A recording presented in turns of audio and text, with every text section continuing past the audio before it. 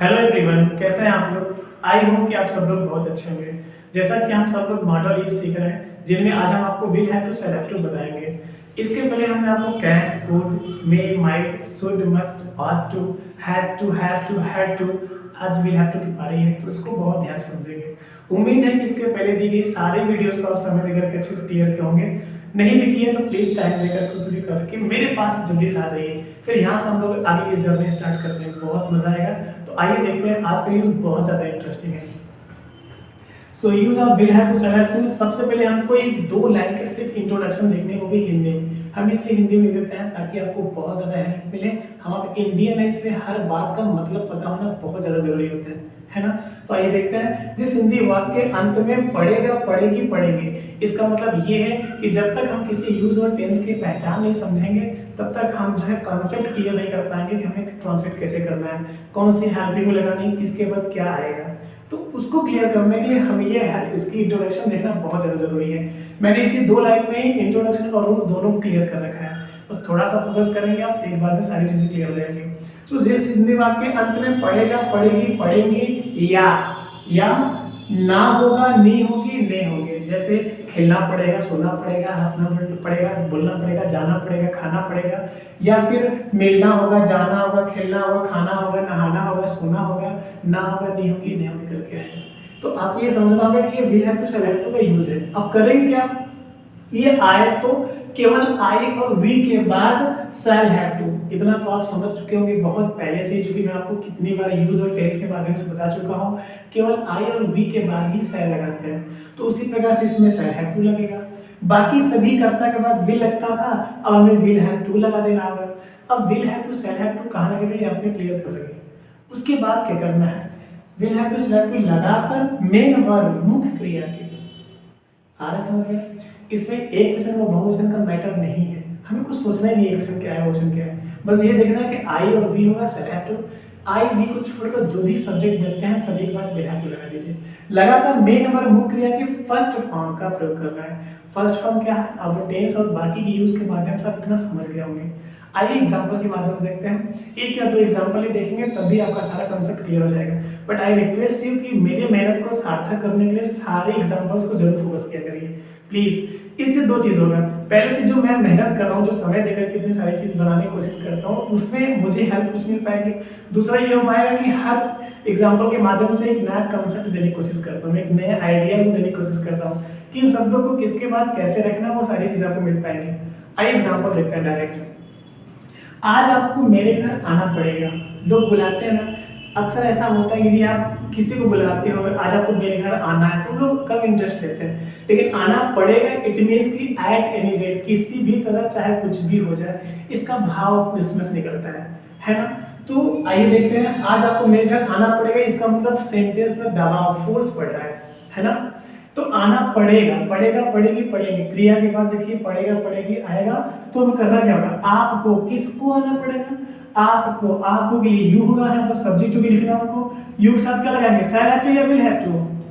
चूंकि आई और वी तो है नहीं यहाँ पर यू है, यू के साथ आपको विल हैव टू लगाना है। So you will have to, clear ना। आना पड़ेगा, आना के लिए क्या होता है, COME जानते ही है, मेरे घर, कम टू माई हाउस। आज शब्द के लिए क्या होता है आपको बताने की जरूरत है कि लिख लेंगे, मैं यहाँ पे लिखता हूँ TODAY, लास्ट में फुल स्टॉप। क्लियर है, पढ़ते हैं इसको एक बार। आपको के लिए यू मैंने लिखा, यू के साथ विल हैव टू लगता है, वो मैंने कर दी। वर्ग की फर्स्ट फॉर्म आनी थी, कम वर्ग की फर्स्ट फॉर्म में मेरे घर, उसके बाद टू क्यों लगा। आप ये सोच रहे हैं गुरुजी कम के पहले और बाद दोनों के पहले टू लगा है, तो ये आपको ये समझना है, क्योंकि ये जो टू लगा है ये विल हैव टू के अकॉर्डिंग लगा है, और ये जो टू लगा है ये प्लेस के पहले लिखा है लगा है, क्योंकि जब भी हम कहीं जुड़ते हैं तो जुड़ने के लिए टू का ही प्रयोग किया जाता है। अलग होते हैं तो फ्रॉम लगाते हैं, कर लेंगे आप। So you will have to come to my house today. आज शब्द के लिए टुडे लास्ट में होगा, क्योंकि टाइम लास्ट में लिखा जाता है। एक और देखते हैं, आज उन्हें कहाँ जाना पड़ेगा, अभी इंट्रोगेटिव सेंटेंस में, तो क्या मुझे बताना पड़ेगा। इंट्रोगेटिव शब्द आने पर क्या करते हैं, कर लेंगे ना भाई। सेम चीज है, जब भी कोई प्रश्नवाचक शब्द बीच में आए तो उसकी अंग्रेजी हेल्पिंग और सहायक क्रिया से पहले कर लें, तो सेम आपको लिखना होगा सबसे पहले वेयर, क्योंकि सहायक क्रिया में विल है तो उन्हें के लिए दे होता है, दे के साथ विल लगानी थी, वही विल मैंने उठाने पहले कर दिया। So where will they have, उसके बाद टू, जाना के लिए गो होता है, आज के लिए टुडे। इसको एक बार पढ़ते हैं, क्या होगा, where will they have to go today. इसका मतलब सबसे पहले क्वेश्चन वर्ड मैंने लिखा, उसके बाद सहायक रह चुकी आने के लिए रूल ही है तो मैंने वह हेल्पिंग वर्ड कर दी। फिर उसके बाद सब्जेक्ट उन्हें के लिए देम होता है, लेकिन सब्जेक्टिव नॉमिनेटिव कैसे लिखते हैं, आप सब्जेक्ट के रूप में दे आएगा, ठीक है ना। सो वेयर विल दे, उसके बाद हैव टू, यहाँ पर है बाद में लिखा, सब्जेक्ट के बाद हैव आएगा।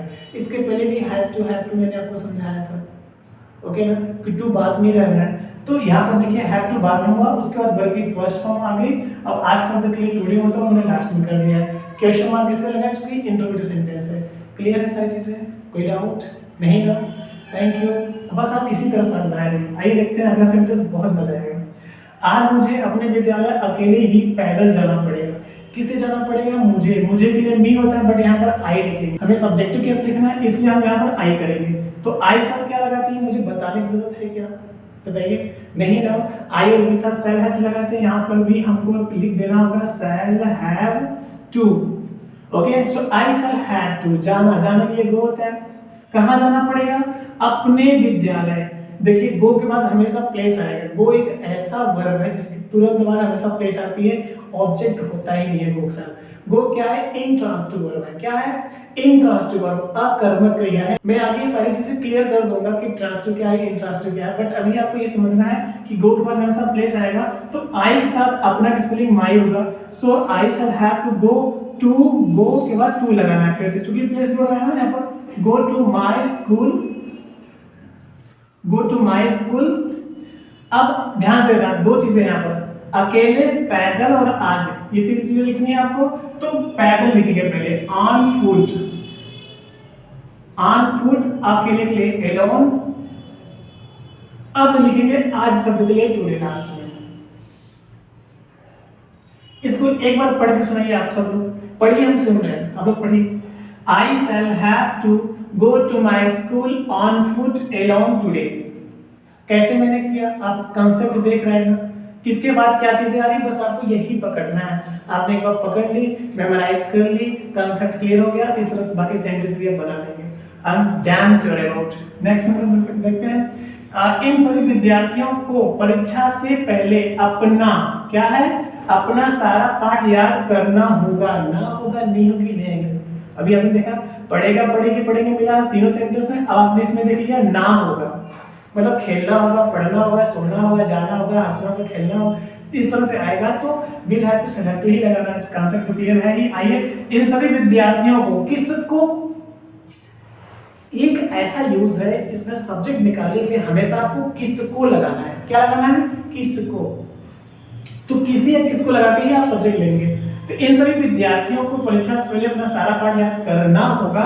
इन सभी विद्यार्थियों को, तो these all students,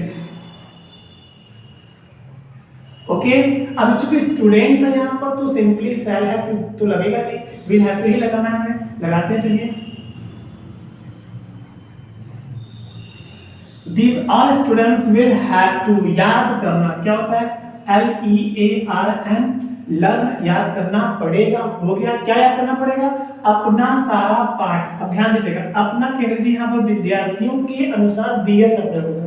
क्या होगा, दियर। क्यों, क्योंकि विद्यार्थियों, स्टूडेंट्स बहुवचन है, और बहुवचन के साथ हमेशा अपना स्पेलिंग दियर होती है। तो ये लगाते हैं THEIR, their all lessons, LESSONS करते हैं, लेशंस कर सकते हैं यहाँ पर, दोनों सही है। तो अपना सारा पाठ, दियर ऑल लेसन्स। क्लियर है। परीक्षा से पहले, यही बचाना, परीक्षा से पहले, बिफोर, BEFORE, ओके ना। सो बिफोर, अब परीक्षा है यहाँ पर, तो बिफोर एग्जामिनेशन हो जाएगा, EXAMINATION। देखिए जो चीजें मेरी लिखावट में समझ आ रही, कम से कम सुन तो रहे हैं आप। मैं जो चीज लिखता हूँ उसे मैं 4 बार बोलता हूँ, EXAMINATION।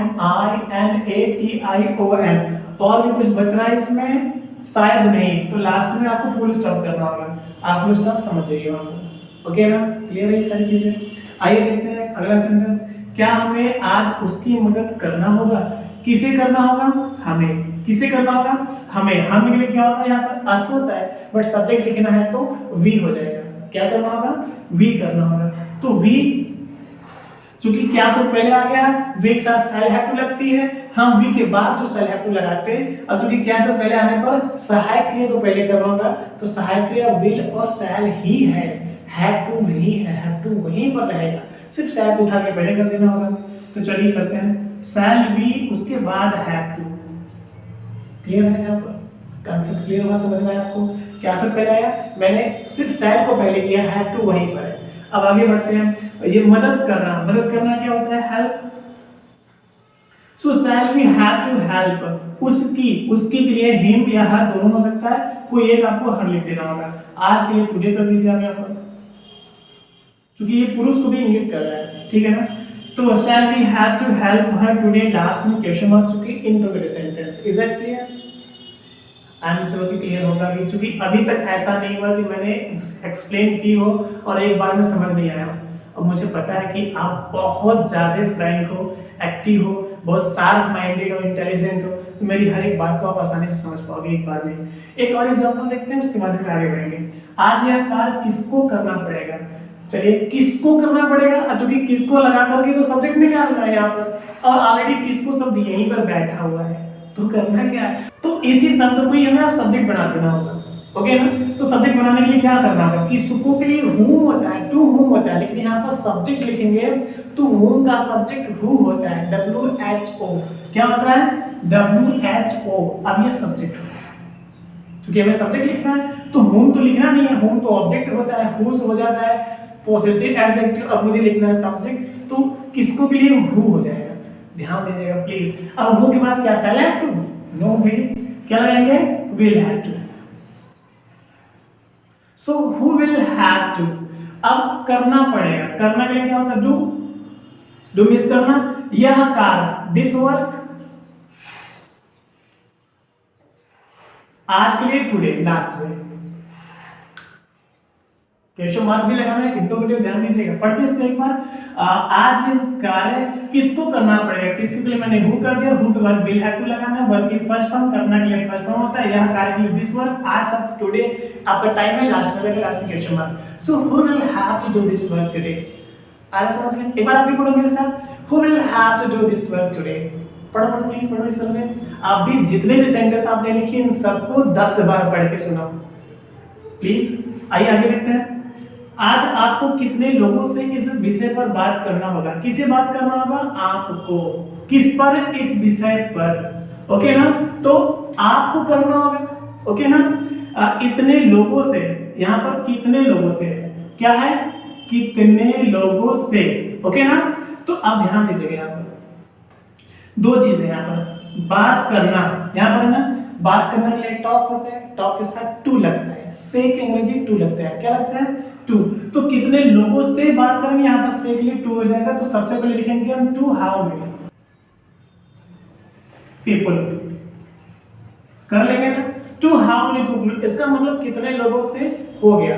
किसे बात करनी है? आपको बात करनी है, इसलिए यहाँ पर हमको विल लगना होगा। Will you have to, will you have to, बात करना का TALK होता है, टॉक।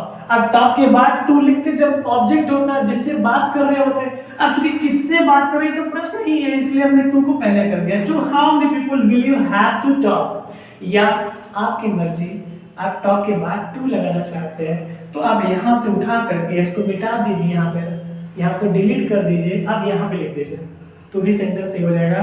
तो कैसे पढ़ना होगा? How many people will you have to talk to, अब सेंटेंस सही हो जाएगा। ठीक है, फिलहाल अभी पहले करेंगे तो ज्यादा अच्छा लगेगा। इस विषय पर, ऑन दिस टॉपिक, क्या होगा? इस विषय पर, तो क्या करेंगे?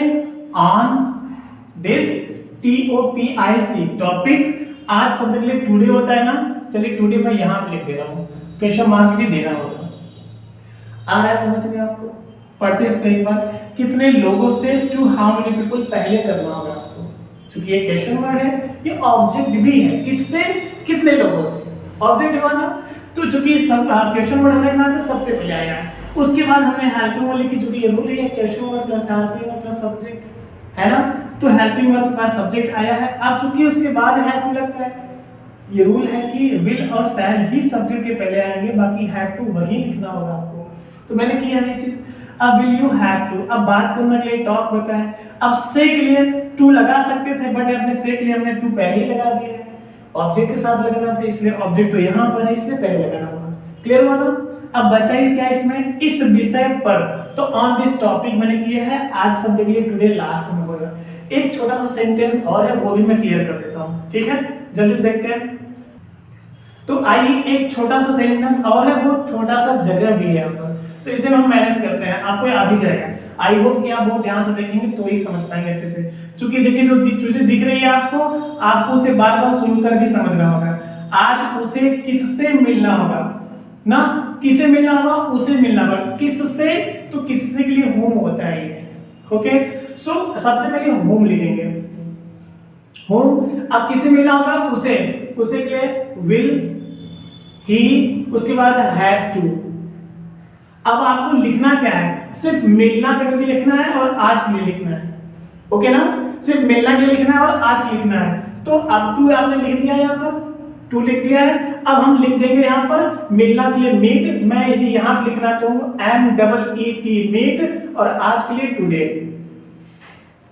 लास्ट में क्वेश्चन मार्क। देखिए कितना ज्यादा आसान है, समझ में आ रहा है? तो एक बार इसको पढ़ते हैं तो आप समझ पाएंगे। सबसे पहले मैंने किससे के लिए होम लिखा है।